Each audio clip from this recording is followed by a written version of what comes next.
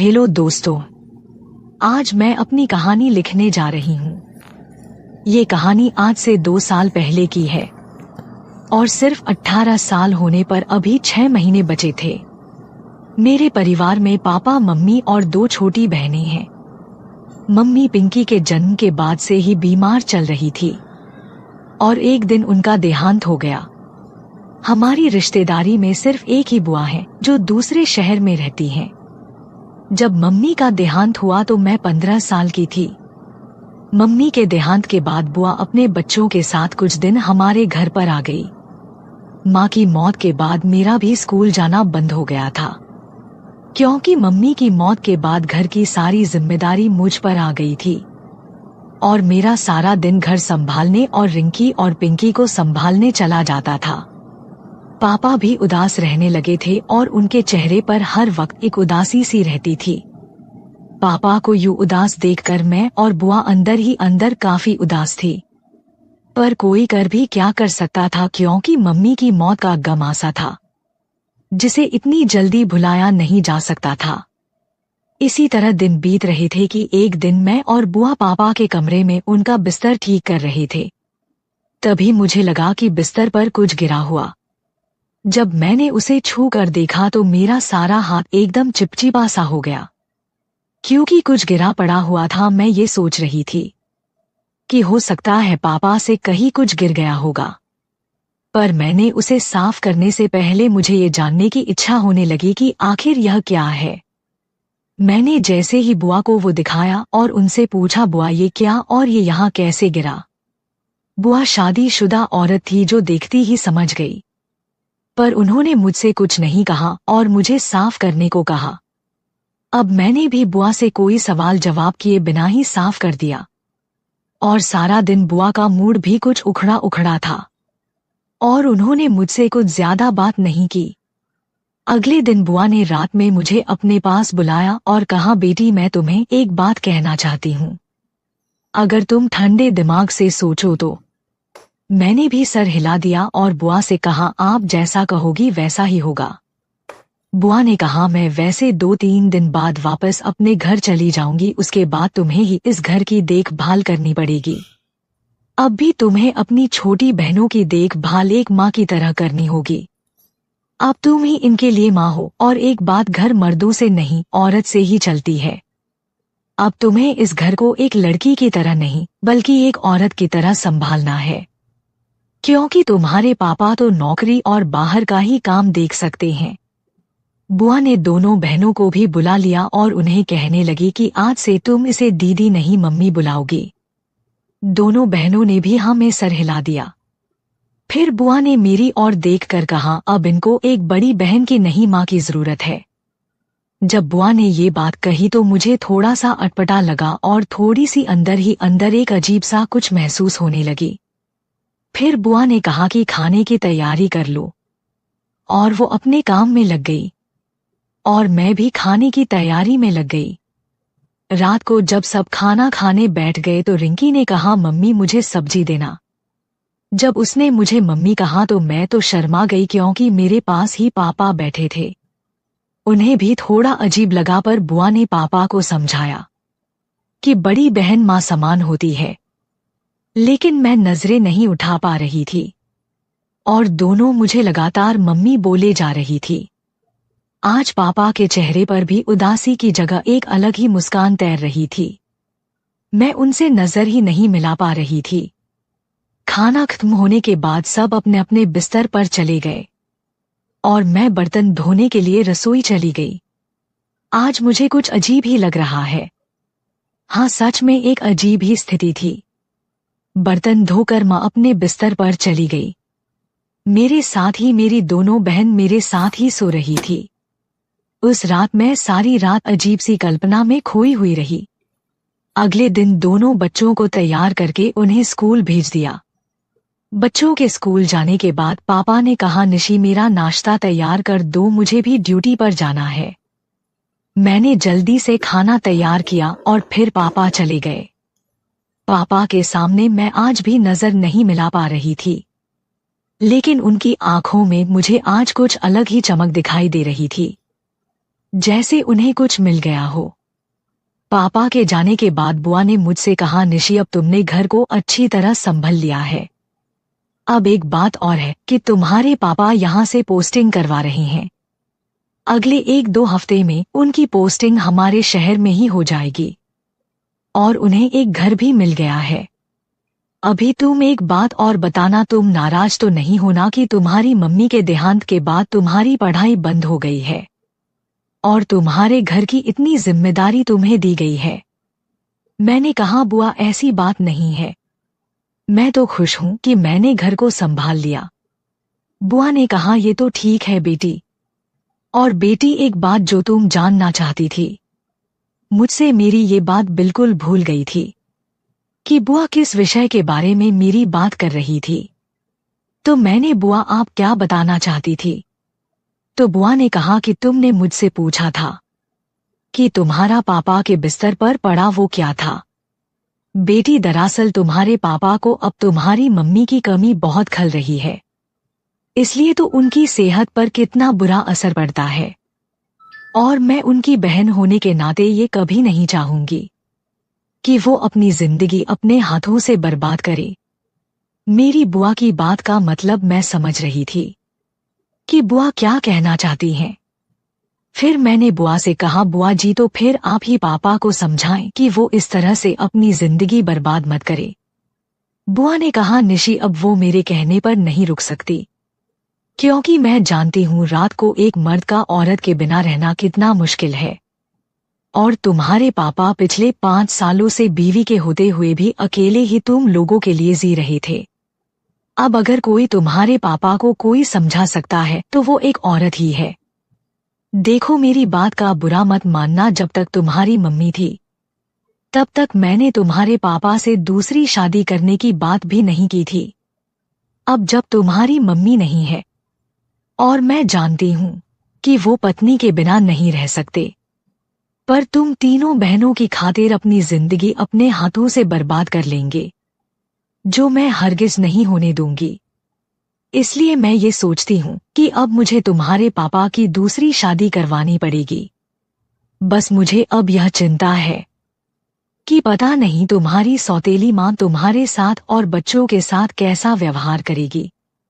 तुमने अच्छा किया जो इतनी बड़ी जिम्मेदारी उठा ली।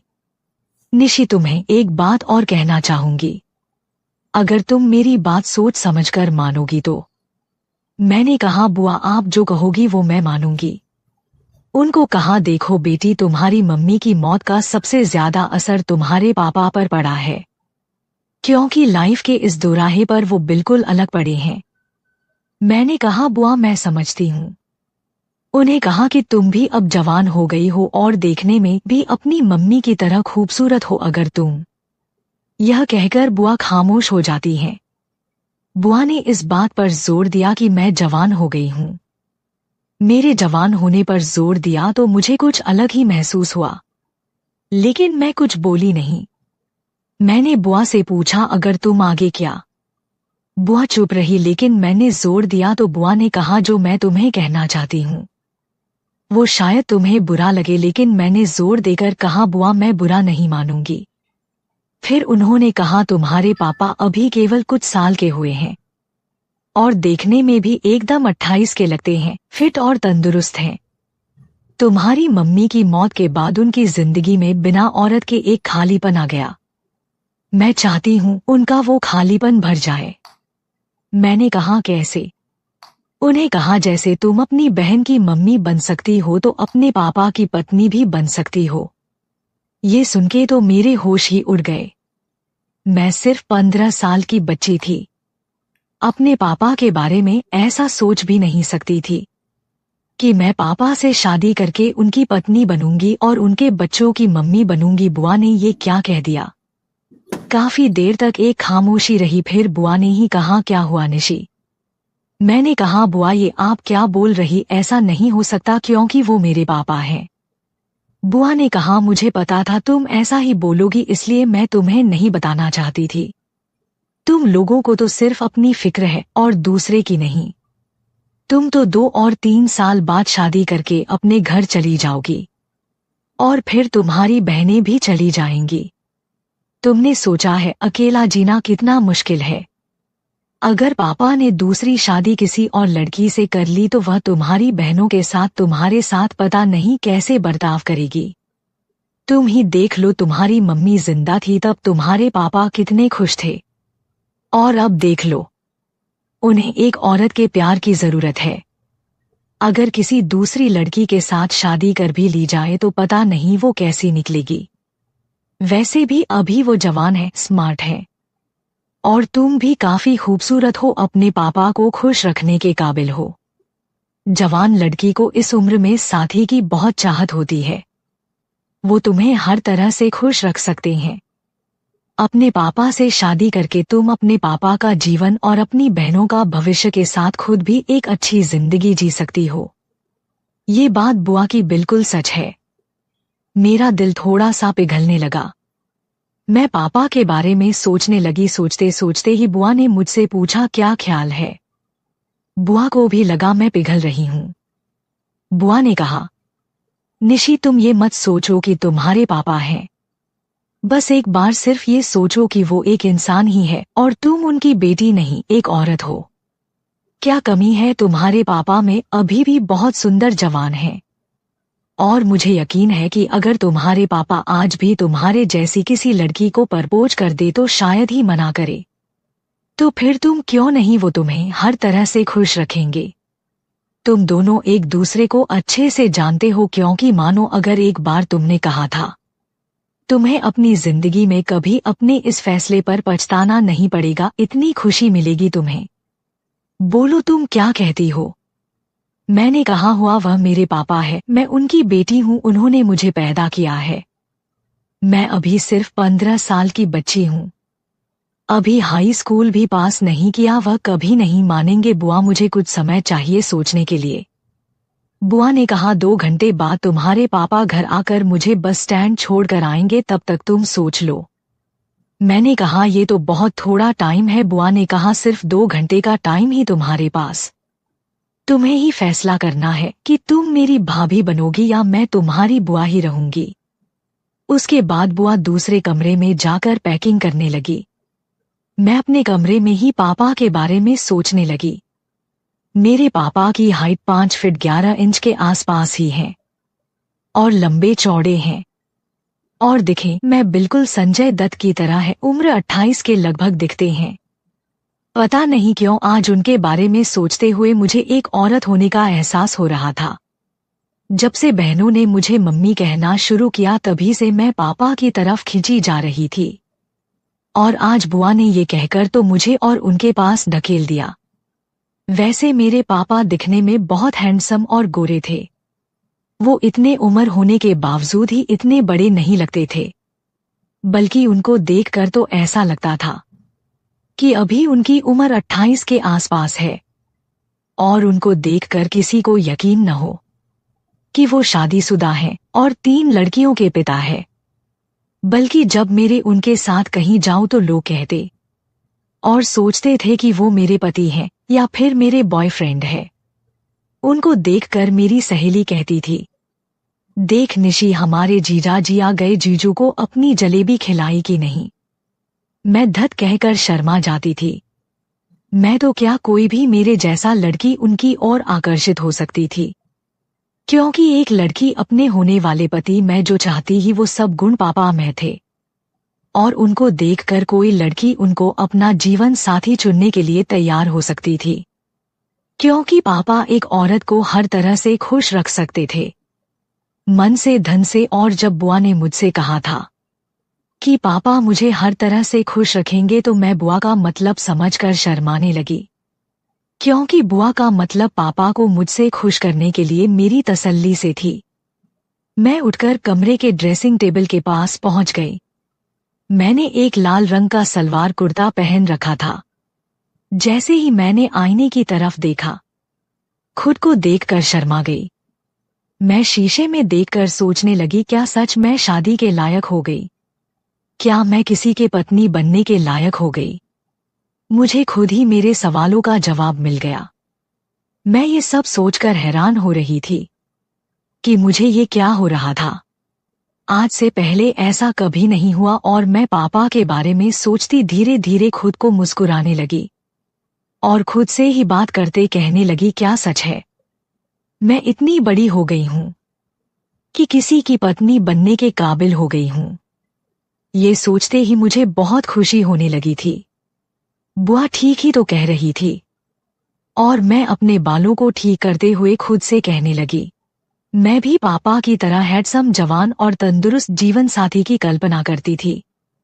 तो पापा जी क्यों नहीं? मेरी तमन्ना पूरी होने के साथ मेरी बहनों का भी भविष्य सुरक्षित हो जाएगा। कोई अनजान मेरे साथ पता नहीं कैसे बर्ताव करेगा। वो मेरे पापा हैं, मैं जानती हूँ।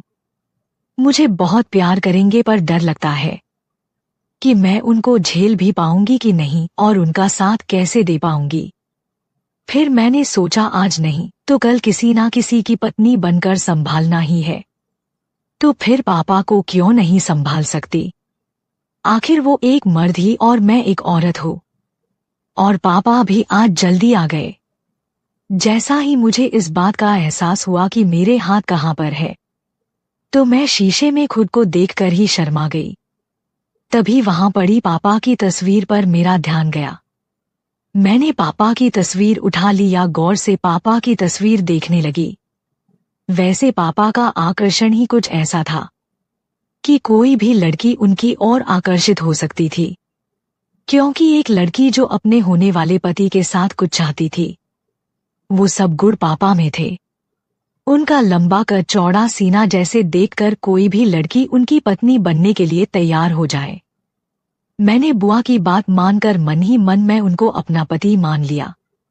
और पता नहीं उस समय मुझे क्या हुआ और मेरे पापा की तस्वीर देखकर ऐसे शर्माने लगी जैसे वो निहार रहे हो, और मैं अपनी आंखें झुका ली।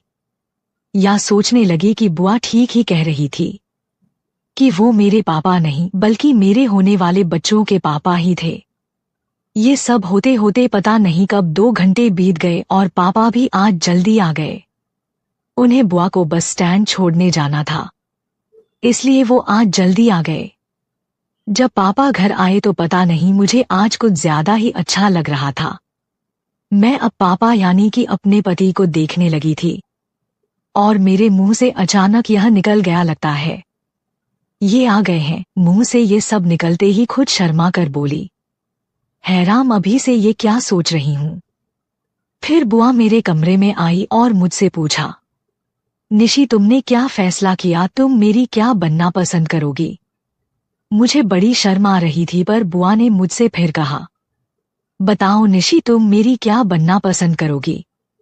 तो मैंने थोड़ा सा शर्मा कर अपना मुंह नीचे करके धीरे धीरे मुस्कुराने लगी। मेरे गाल शर्म से लाल हो चुके थे।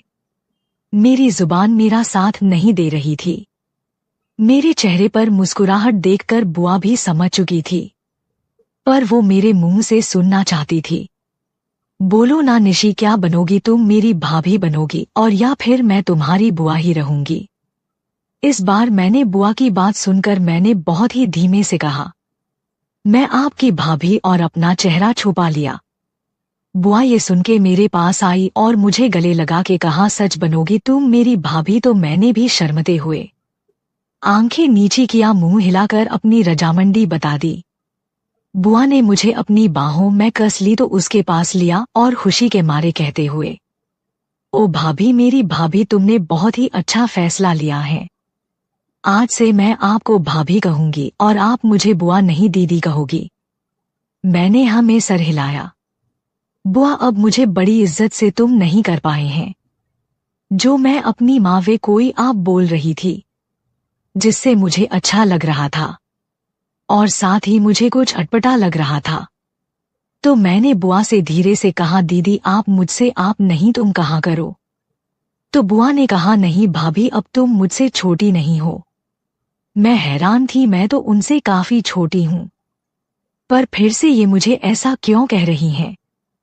तो बुआ ने प्यार से मेरी चिन को ऊपर उठाकर मेरी आंखों में देखकर, भाभी भैया मुझसे बड़े हैं और अब तुम उनकी होने वाली बीवी हो।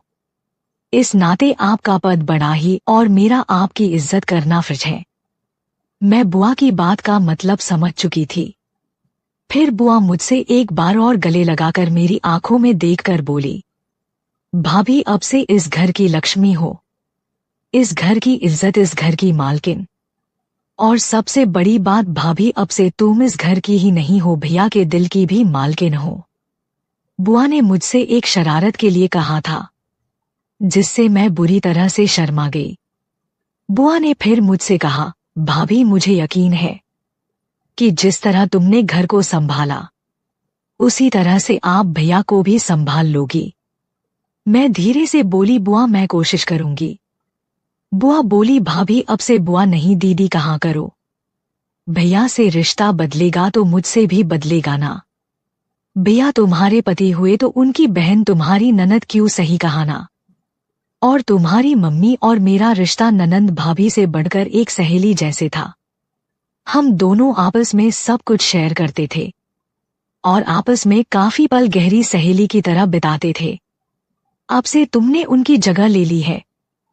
फिर बुआ ने शरारत करते हुए कहा, भाभी कोशिश क्या करनी है, भैया को तो संभल ही लोगी। और बुआ ने जिस तरह से मुझे कहा कि पापा को संभाल लूंगी, मैं शर्मा गई कि बुआ किस तरह से बोल रही है कि मैं पापा को संभाल लूंगी। मुझे पापा को एक पत्नी की तरह संभालना था। फिर बुआ मुझे मम्मी की अलमारी के पास ले गई और मम्मी की अलमारी खोलकर मम्मी की कुछ साड़ियां और गहने दिए और एक हार जो बहुत ही सुंदर था मुझे देते हुए कहा, भाभी ये हार इस घर की बहू को दिया जाता है और अब से तुम इस घर की बहू हो तो इस पर सिर्फ तुम्हारा हक है। बुआ ने सारी साड़ियों के ब्लाउज मेरे ही नाप के बनवा रखे थे। शायद वो काफी दिन से इसकी तैयारी कर रही थी। फिर मैंने धीरे से बुआ से कहा, दीदी पहले आप इनसे तो बात कर ले कि उनको ये सब मंजूर है कि नहीं। तो बुआ मुझसे छेड़ती हुई बोली, अभी से ही उनको। और फिर मुझे पायल देते हुई बोली, अच्छा है अभी से आदत डाल लो क्योंकि औरत अपने पति का नाम नहीं लेती है। फिर बुआ ने कहा, आप उसकी चिंता मत करिए, मैं बात कर लूंगी। मेरा दिल कह रहा था कि पापा इस रिश्ते से मना कर देंगे, लेकिन मुझे इस बात की उम्मीद तो कम थी। मुझे कम इसलिए लग रही थी कि किसी भी मर्द को मेरी जैसी पत्नी मिले तो मना नहीं कर सकता। फिर मैंने कहा, दीदी। बुआ बोली, हाँ भाभी बोलो, कुछ कहना है। मैं बोली, दीदी अगर ये शादी होती ही तो बच्चे, मेरा मतलब रिंकी और पिंकी, उनकी मम्मी मैं ही रहूंगी। बुआ बोली, ये भी कोई कहने की बात है, तुम ही उनकी माँ रहोगी, कोई उनको कुछ नहीं बताएगा। पर भाभी मैं तो कहती हूँ उनकी माँ तो तुम हो और भैया के साथ शादी के बाद आप लोग एक बच्चा कर लो। बुआ के मुंह से पापा और अपने बच्चे की बात सुनकर मैं शर्म से पानी पानी होते हुए चेहरा झुकाकर धीरे से बोली, दीदी मैं बच्चे के लिए मना थोड़े ही कर रही हूँ, पर मैं उस लायक तो हो जाऊं। दीदी मुझे 6 साल का समय तो दो, मैं तो बस ये कह रही हूँ कि और बच्चे होने से आपके भैया का प्यार रिंकी और पिंकी के लिए कम ना हो, और तब तक यह बच्चे भी बड़े और समझदार हो जाएंगे, हमारा प्यार भी नहीं बटेगा। बुआ बोली, तुम क्या कुछ सोच रही हो, ऐसा कुछ नहीं होगा, बस तुम दोनों को प्यार होना चाहिए। बुआ शरारत करते हुए बोली, मैं सब समझती हूँ, तुम अभी क्यों मना कर रही हो, ताकि अपने पापा के साथ। मैंने कहा, धत दीदी कैसी बातें कर रही हैं। दीदी बोली, अपनी भाभी के साथ मजाक भी नहीं कर सकती, अब हम सहेली हैं नंद भाभी होने के साथ। फिर पापा उनका सामान उठा के गाड़ी की डिग्गी में रखने लगे। फिर बुआ ने कहा, भाभी तुम भी हमारे साथ बस स्टैंड चलो। मैंने पापा की तरफ देखा तो उन्हें बैठने का इशारा किया। मैं जैसी ही पिछली सीट पर बैठने लगी, बुआ ने कहा, निशी तुम यहाँ बैठो, और मुझे आगे बैठा दिया। मैं आगे बैठ गई, लेकिन आज आगे बैठने का कुछ अलग ही माहौल महसूस कर रही थी। हम बस स्टैंड पहुंच गए और बुआ को बैठाकर घर की तरफ चल दिए। पापा वापसी में गाड़ी में बैठे मुझे चोर नजरों से देख रहे थे, साथ में हल्का हल्का सा गुनगुना भी रहे, और इसी तरह हम घर पहुंच गए। मैंने पापा से पूछा कुछ चाहिए तो उन्होंने चाय मांगी और वो अपने कमरे में चले गए। मैंने भी अब बच्चों के लिए खाने की तैयारी कर ली है। कि वो स्कूल से आकर ही खाना खाते हैं। शाम को मैं खाने की तैयारी करने लगी और टीवी देखने लगी। वैसे तो हम सब एक साथ खाना खाते थे, लेकिन आज मैंने पापा और बच्चों को पहले खाना खिलाया। पापा ने मुझे भी साथ बैठकर खाने को कहा, तो मैंने कहा आप लोग खा लीजिए, मैं बाद में खा लूंगी। और सब खाना खाकर अपने कमरे में चले गए। मैं पापा के जूठे बर्तन उठाने लगी। फिर मैंने कुछ सोचकर उसको वही रहने दिया और पापा के जूठे बर्तनों में ही खाना खाया और जूठे गिलास से ही पानी पिया। आखिर एक पत्नी का धर्म होता है पति का जूठा खाना, और मैंने अभी से पापा को अपना पति मान लिया था। पता नहीं मैं ऐसा क्यों कर रही थी, लेकिन आज मैंने जैसे ही पापा के झूठे गिलास से पानी पीने के लिए उसे अपने होठों से लगाया, मुझे आज अलग ही फील हो रहा था। मुझे बड़ा ही अजीब और अच्छा लग रहा था। मुझे लगा कि बुआ ने कहा मेरे और पापा के रिश्ते के बारे में मैंने खुद ही सोचा हो और मुझे इमोशनल करके इस रिश्ते के लिए राजी कर लिया हो, और मैं भी ना समझ जो हाँ कर बैठी, पर पापा जो इस रिश्ते के लिए कभी हाँ ना करे हो सकता है पापा को इस बारे में पता ही ना हो। आखिर मेरी बेटी थी मैं ये जानने के लिए कि पापा ने इस रिश्ते के बारे में मुझे पता भी है कि, और फिर बुआ ने खुद अपने मन से इस नए रिश्ते को जोड़ने के कदम बढ़ाए ही मुझे पापा से इस बारे में बात करनी चाहिए। मैं पापा के रूम के पास पहुंची और जैसे ही मैं अंदर जाने लगी तो खिड़की खुली देखकर मैं रुक गई, और जो मैंने पापा के रूम में देखा मुझे अपने सवाल का जवाब मिल गया। आज सुबह पापा जिस तरह से मुझे देख रहे थे, मुस्कुरा रहे थे, वो एक पिता की नजर नहीं थी। मैं समझ गई बुआ ने पापा को सब कुछ पूछ कर किया है। मैं अभी पापा से शादी के बारे में मेरी सोच ही रही थी और पापा ने एक पति की प्रैक्टिस जोर शोर से कर रहे थे।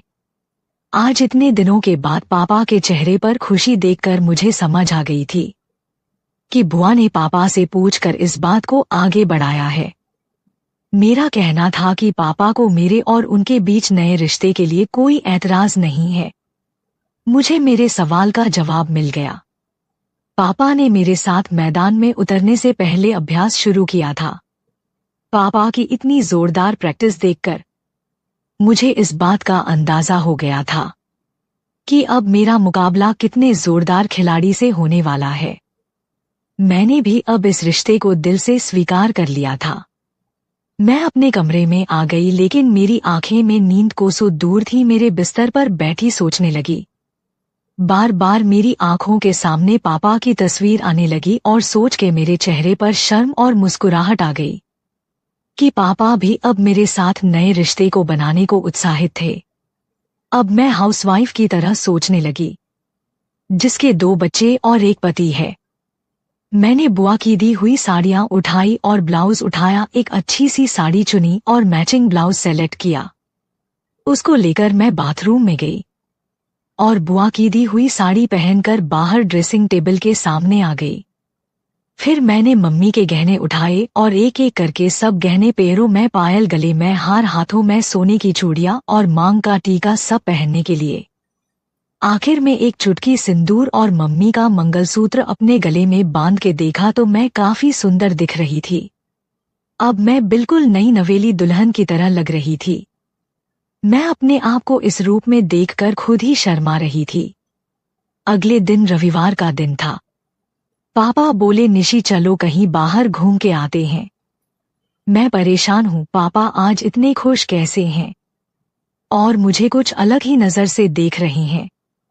फिर मुझे पापा का मुझे इस तरह से देखना अच्छा लग रहा था। मैं ये सोच के खुश भी थी और थोड़ी परेशान भी। फिर सोचा जो होगा देखा जाएगा। आखिर मुझे संभालना ही होगा क्योंकि अब वो मेरे पति जो बनने वाले थे। तो पापा की बात सुनकर पापा से बोली, जी पापा, और फिर मैं और बच्चे नहा धोकर तैयार हो गए। तो पापा ने एक पैकेट मुझे दिया और कहा ये निशी ये लो।